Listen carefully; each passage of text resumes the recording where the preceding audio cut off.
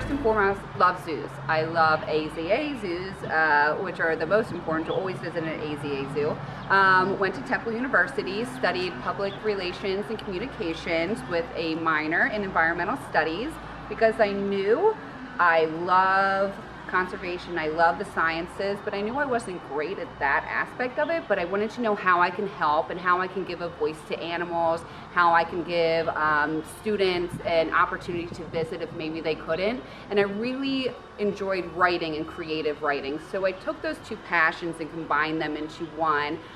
Interned at the zoo when I was a senior at Temple, and then was hired, and now I run the development department. So it was a really unique way of being able to foster my passion, but then also be able to incorporate my creative writing, which I don't think a lot of people understand, that you can do that in a zoo. So an AZA zoo is accredited by the Association of Zoos and Aquariums. So there's about 230 in the United States that are accredited by the AZA, and that means we are very regulated on our animals, what we can house, our staff, our education programs, our breeding programs.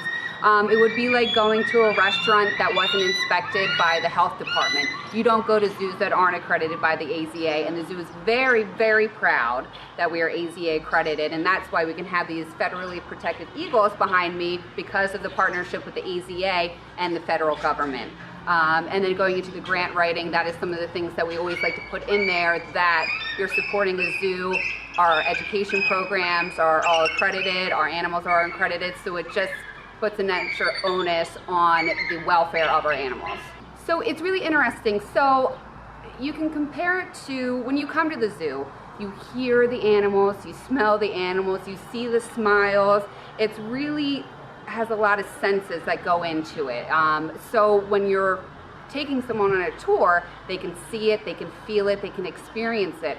But I have to put all of that into a piece of paper, into an email, into writing, so the storytelling can go in and take an example of special needs children coming to the zoo for the first time, from them walking off the bus, to hearing the gate open, to seeing the giraffes walk through and feeding them. A 17-foot giraffe coming down to a little 4-foot tall child is really exciting. So the creative writing comes into that to allow me to paint a picture of the zoo, but do it as a story, almost a scene in a play.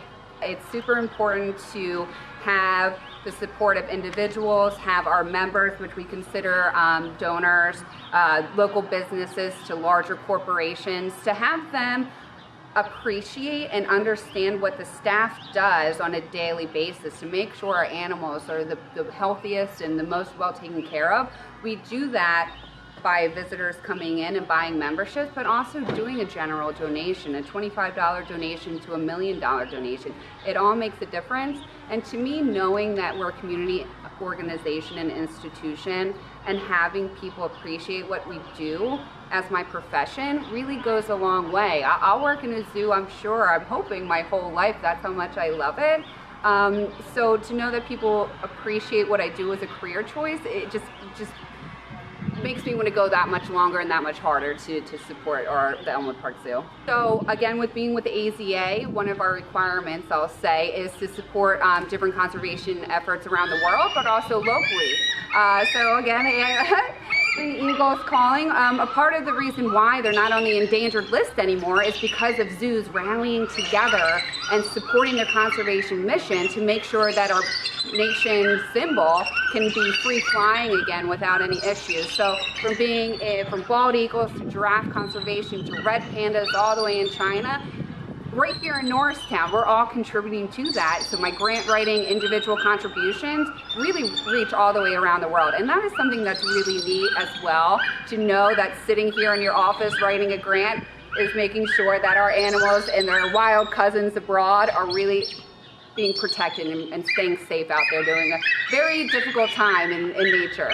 I think it dives down to everything from raising money for the animals abroad, to if it's either breeding programs, habitat protection, anything to making sure that people in that area foster an appreciation for maybe an animal that might be considered a problem, like a jaguar killing livestock.